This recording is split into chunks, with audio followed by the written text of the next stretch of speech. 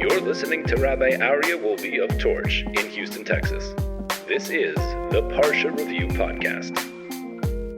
Good morning, everybody. Welcome back to the Parsha Review Podcast. It is Parshas Matos and Parshas Masei. It's two portions combined to conclude the final section of the book of Numbers. So this week we're going to say Chazak v'nitchazek. But in this week's Parsha, in Parshas Matos, the verse states as follows. Chapter 31, verse number 6. Vayishlach osam Moshe elef lamata latzova, osam ve'es Pinchas ben Elazar hakohen latzova, uchle hakodesh v'chatzotzus hatrua biyado. What was this? This is they're going to wage war against Midian. See, he says he sent them, Moshe did, 1,000 from each tribe for the army, them and Pinchas, the son of Elazar, the Kohen, to the army and the vessels of the sanctuary and the trumpets for sounding short blasts. They were in his hand. So what does Rashi say? Rashi says something very interesting. Rashi says here, Magid Shahaya Pinchas Shagol Keneged Kulam. We see from this, why does it point out? It says there are 1,000 of each tribe. So 12,000 men are going out to war. Why do we need to point out specifically? Oh, and Pinchas, by the way, was with them. Why do we need to mention that? So says Rashi, Magid Shahaya Pinchas Shagol Keneged Kulam. Pinchas was so righteous in the act that he did in the previous portion that he was equivalent to everybody else. He was as valuable as everyone else. Why? Mipnei ma halach Pinchas v'lo halach Elazar, Amar Kodesh Baruch Hu, mi shehitchil b'mitzvah v'har kozbi bas tzur yigmar. Why does he go and not Elazar the Kohen? Because he started the mitzvah and he killed Kozbi bas tzur. So now we tell him, finish the mitzvah. And as it's a known principle, the Talmud teaches us, Hamaschil b'mitzvah omrim lo gmor. Someone who begins in a mitzvah, we tell him, finish the mitzvah, finish the job. So Rashi a little bit further on says that he says Shahalach Davarachar, another idea about this, says Rashi, Shahalach Linkom Nikmas Yosef Avi Imo. He went to go avenge for his father, his grandfather Yosef, the father of his mother. Shenemar v'Midian mochro, so because they sold Yosef to the Egyptians. Umenayin shahoisa imo shel Pinchas mishel Yosef. How do we know that the mother of Pinchas was from the tribe of Yosef? Shenemar mibnos Putiel, that she was the daughter of Putiel. Mizera Yisro shepitem agolim lavodah zara alavodas kochavim. Why is he called Putiel? Yisro had 7 names. Why was he called Putiel? Shahaya mefatim agolim. He would fatten up the calves for idol worship. Umizera Yosef shepitpet b'Yisro. And from the tribe of Yosef, that he gave in a little to his Yetzer. Okay, so the question's like this. We know the Midrash says that Yisro had 7 names. Rashi brings this down back in Parshas Yisro, if we open that up. So Yisro had 7 names, and it's a wonder. All of the names are positive names. All the names of Yisro are positive names. Here we go. Rashi says his name was Reuel, Yeser, Yisro, Chovav, Chever, Kini, and last one, Putiel. It's very interesting. All of these names are positive names. And if you look over here in the art scroll brings them all. He starts explaining some of them. But we know that he was called Yeser because he added a parsha to the Torah. Yeser means to add. He added a portion to the Torah. That's why he's called Yeser. Why was he called Chovav? Because he was fond of the Torah. And so on. Each one of the names that he was given, each one of his 7 names were representing a positive attribute. But why do we call him Putiel? It has a very negative connotation. Why? Because he was involved in idol worship. Right? Why?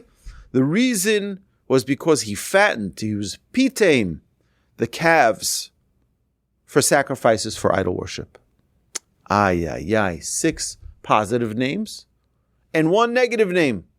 1 name connoting his negative aspects because he was involved in idol worship. So we know that before Yisro converted to Judaism, he wasn't merely an idol worshiper. Our sages teach us that, and Rashi puts this, that he was such a distinguished person, he sat at the top of the world. He sat at the top of the world. Now, despite all of that fame and glory, what happened? He traveled to the wilderness and joined the Jewish people. My grandfather always would say, he read the local newspaper, and he sees the miracles that transpired to the Jewish people. He says, wow, this is incredible. I can't just sit around here and just accept this as a fact. I have to go and join them. And it's an amazing thing. We're in a world of media, of news, as we'll see soon. And how many times does it get us to just stand up and go do something? Go do something. Instead, we're pointing fingers here, we're pointing fingers there. They should have done this, they should have done that.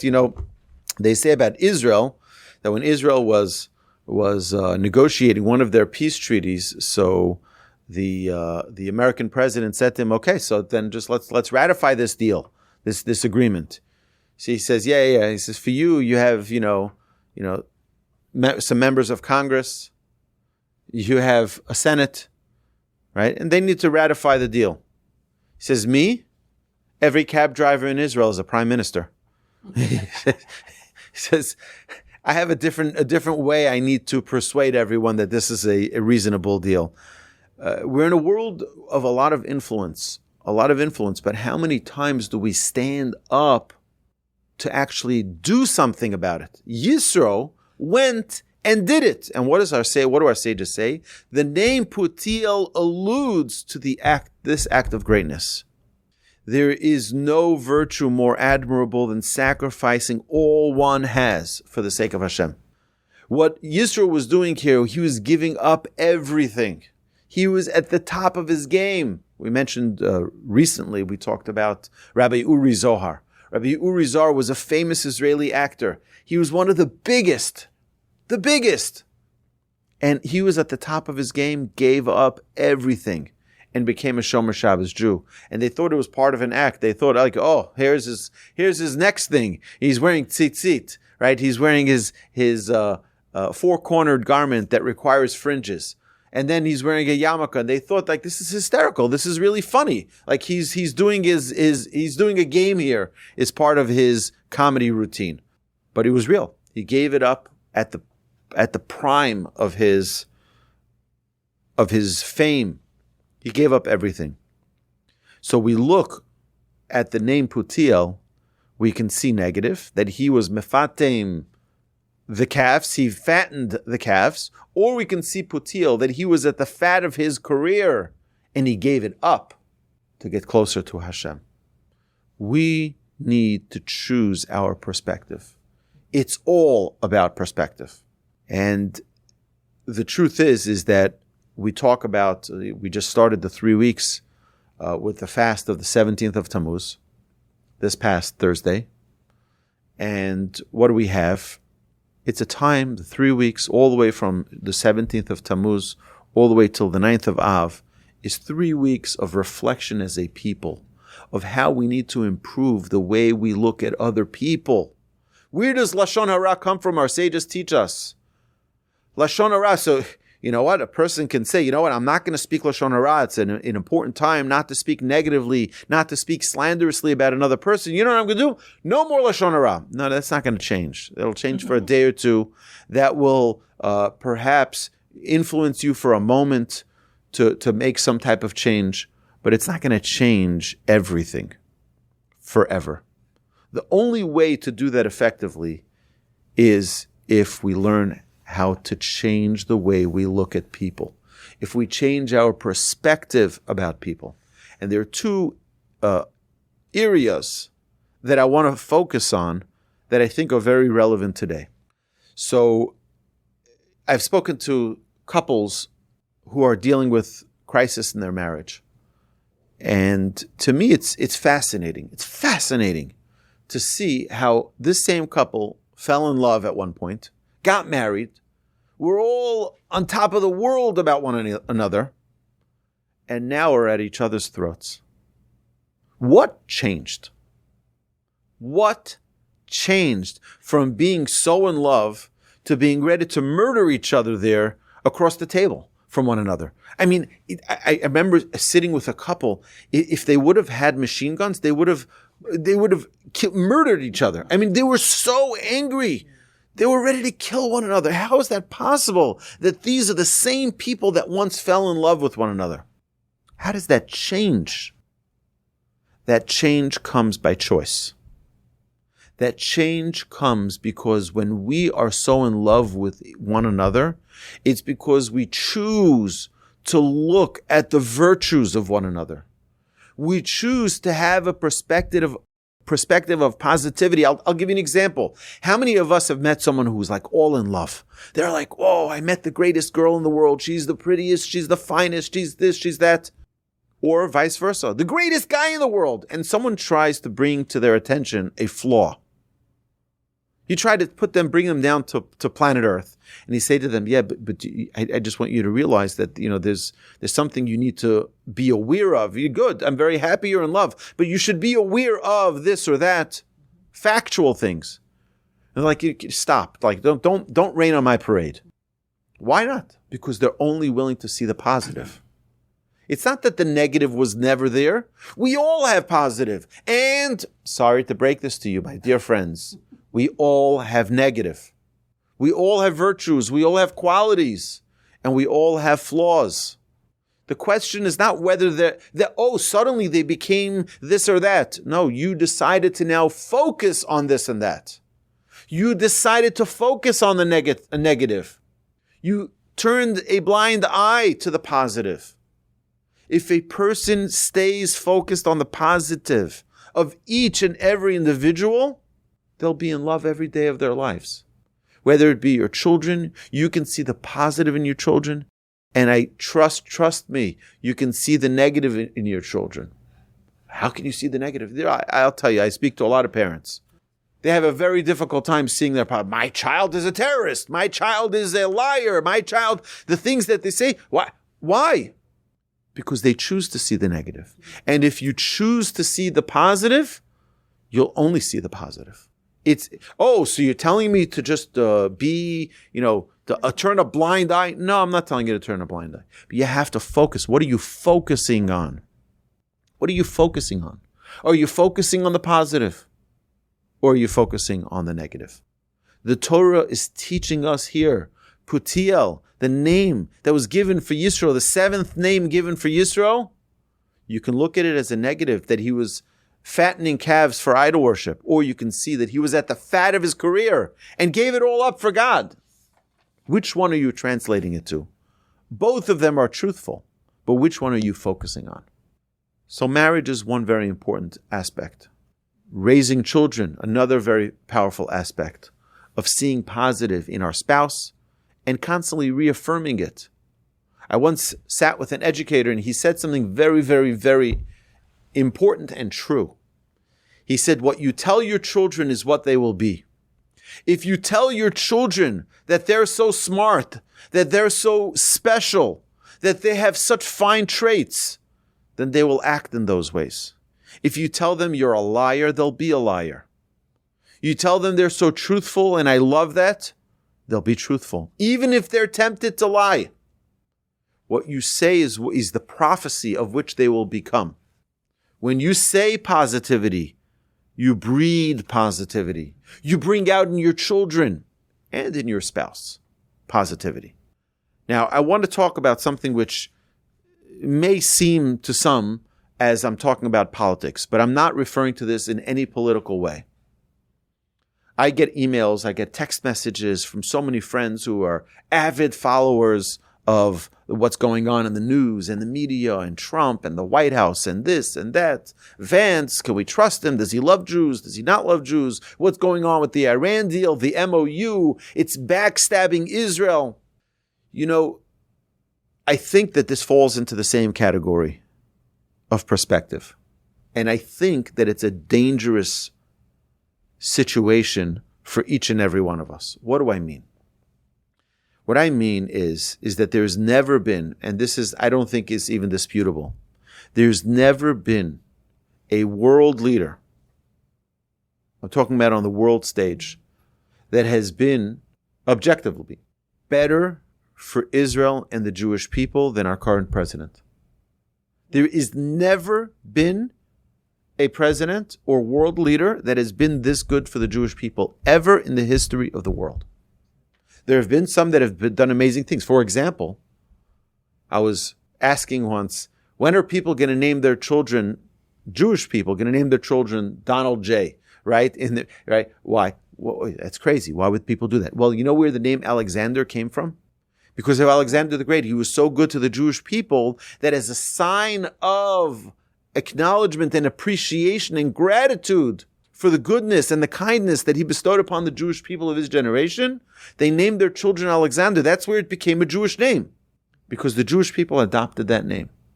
We've never had a world leader that has done so much good for Israel and the Jewish people like our current president. Again, whether you voted for him, you didn't vote for him, this is an objective here. So now let's talk about this. So there's a memorandum of understanding that is signed between the Iranians. It's a 60-day memorandum. It's not like it's going to be forever.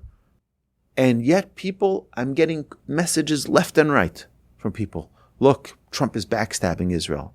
Trump is betraying Israel. Trump, and I've heard this from Israeli politicians, and I've heard this from local pundits, and you hear this from all people, and even in our class, people who are sending me messages, what do you think? This is crazy. How could Trump do this? He's selling us down the river.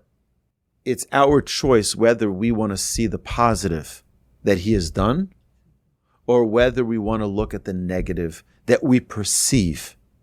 Because this isn't the first time. We had this with Hamas, with all the negotiation for all of the hostages, who at the end of the day, he got them released, right? So however we want to slice that, we have someone sitting in the White House, the most powerful office in the land, who cares about our people, who cares about peace in general in the world, but also cares tremendously about Israel and the Jewish people.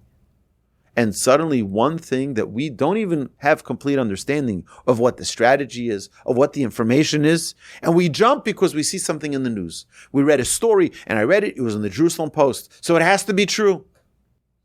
My dear friends, we need to be so cautious not to become someone who is a kafui tov. Someone who's a kafui tov is someone who rejects the good that they've benefited from.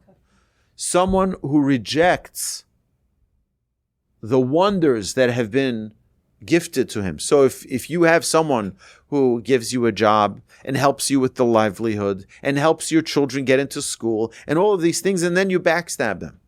What do you mean? You don't recognize all of the good that they've done for you? You're rejecting all of the kindness?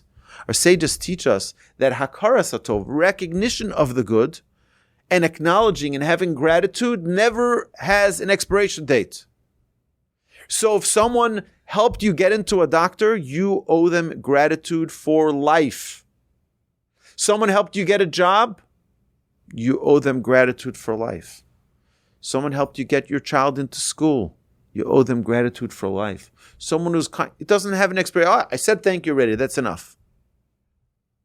I'm not here promoting the president. I'm here promoting a value in Judaism to not reject the kindness, not reject the goodness that we have all seen and benefited from any person around us. Don't take on the perspective of the media. Don't take the perspective that is so out there in the world. Oh, I follow this person on they always have verified information. We see now the new first stages of the court cases involving the murder of a public figure, Charlie Kirk, right? So suddenly all of these pundits who were guaranteed that this is what happened, that what happened, everyone has all of their ideas of what really transpired. Suddenly the evidence is being presented, and the evidence is refuting all of those things that people for months and months and months have been promulgating out there in the news or online. Don't jump to conclusion. And this is primarily in the things that we see and we know. You see people doing something. Don't jump to conclusion. The perspective that I have is immediately to jump. No, don't jump to conclusion. Don't think you see the entire picture, because you don't. We don't see the entire picture. We don't know the entire perspective. We don't have it all to the 360 perspective from all sides to know what's going on. We only have a very limited vision. We said this so many times, about 150 degrees of perspective we have. You know what goes beyond that? You already don't see, even your peripheral vision can't see that. I can't see my hands right now, right? I can't see them. But you know what you could see? You could see the other 210 degrees around me. You can see so much around me that I can't see. So if there was a beam that was going to be falling on my head, you could tell me, hey, watch it, it's going to fall. I don't see it. It's a blind spot. We all have blind spots. We all have blind spots in our own lives. We all have blind spots with the information that we have about situations. And we shouldn't allow ourselves to fall into negativity about the things that we see and make a judgment prematurely. Our job is to ensure that we have a positive perspective about things. Our job is to ensure that we don't jump to conclusion for no reason without having verification of exactly what is going on. Every single detail. And even then, maybe there was something I could have seen that was more positive. Maybe there was something I could have seen that isn't so apparent. Look a little deeper. Maybe there's a detail that doesn't match here. You know, we say this about judging people favorably. The Mishnah says, Havidanes kol ha'adam l'kavsachos, a very interesting terminology. So if you read it literally, it doesn't mean judge the whole person favorably. Judge every person favorably. It says kol ha'adam, the whole entire person favorably. You know how that works? I'll tell you how that works. So someone does something, someone says something outlandishly negative about the person sitting next to them. They say something which is so... You know the way you need to judge that? Not say, oh, this person is just speaking Lashon Hara. This person is a sinner. No, God forbid. First is, our job is not to judge. You don't judge other people. But also, you have to look at the whole entire person. I know this person. You know something? It doesn't fit. Because they're always so positive. They're always so nice. They're so gentle. Suddenly, something must be going on that I don't see. The Mishnah says, judge the entire person. You have to judge the entire person. That I know them 10 years ago. I know them 5 years ago. I know them last week. They're the nicest people. They would never act in that way. It must be something's going on that I don't understand. It means judge the whole person. Oh, there's one thing that someone does and we don't like it. The whole person is out. What do you mean? How does that work? But people are very short-sighted. And people lose the proper perspective of understanding. You have to look at the entire person. Judge the entire situation. Don't just jump to conclusion. And this is something we learned from this week's Parsha. And previously, when we talk about Yisro, yes, he was Putiel, but there's a positive way to look at it. He was at the fat of his game. He was at the top of his career and gave it all up and devoted himself to Hashem. Wow, that's a great man. So all 7 names of Yisro were positive names. And I'm sure you can find 7 ways for all of those names to be negative. But it's all in our perspective. It's our job to decide, do we want to live in a world of positivity? Not with blinders. You could be realistic and still judge a person favorably. Or we can be with blinders and see everything negatively and not want to look at more details and not look at a full picture of who the person is. Look and see the pattern of someone's life.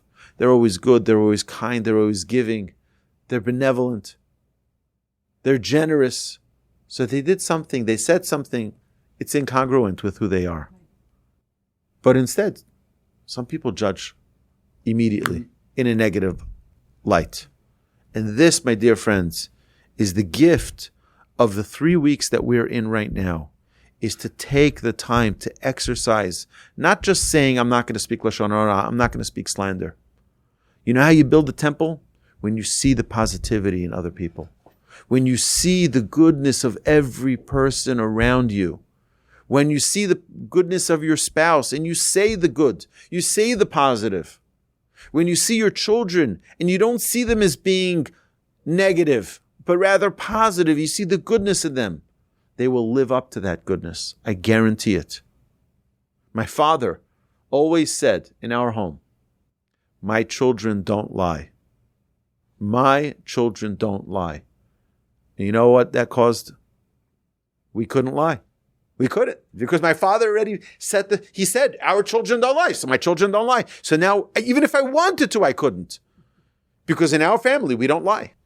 So it's such an important thing for us to see the positivity in other people.